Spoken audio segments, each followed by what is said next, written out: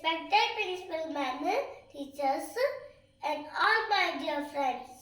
A very good morning to you all.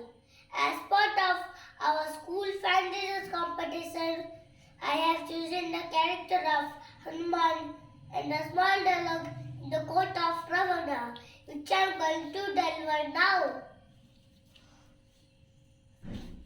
स्वयं को महाज्ञानी महाज्ञोदा त्रिलोकी सत्य कहलाने वाले के श्रावण यही तुम्हारा निर्णय है तो प्रभु श्री राम के हाथों अपने पराजय के लिए तैयार हो जाओ, क्योंकि जो अपने अहंकार को त्याग कर विनय अंगीकार नहीं कर सकता वो जीवन के युद्ध में कभी भी विजय प्राप्त नहीं कर सकता। जय